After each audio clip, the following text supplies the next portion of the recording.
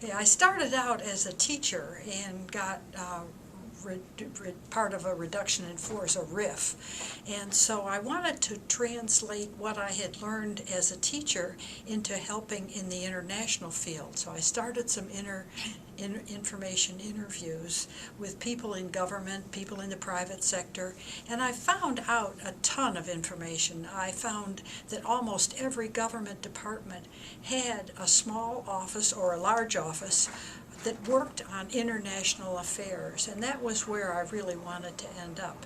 I got through probably 70 or so information interviews, and as I went on, I got contacts with people who were very helpful. Several of them called me with more information than they had initially given me in the interview. They had found something, or they had thought of something that they hadn't mentioned before.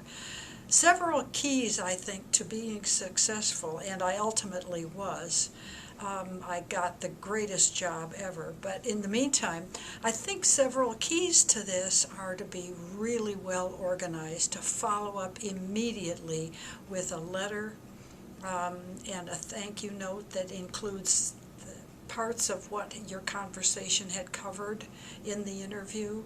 So usually I did 3 paragraphs. Thank you for your time. Second paragraph would be, as you and I discussed, blah, blah, blah, blah, blah. Third, thanks again for your time, and I hope to stay in touch with you. And that part, the staying in touch part, I would often consider as part of the interview itself. So I would ask them, could I stay in touch? And most of the time they had no problem with that, and I did stay in touch.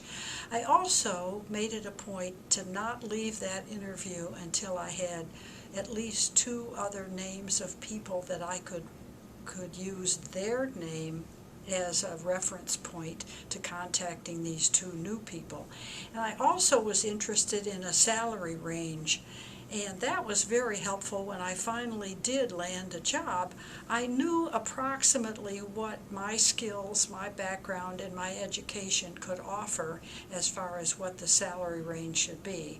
I ultimately worked in the private sector for a couple of years and then moved into a government position and ended up with a lot of international travel, which I loved, and contacts throughout the world, which was a great source of joy to me. I loved working with the folks that I met through my job, and the information interviews got me to where I wanted to be.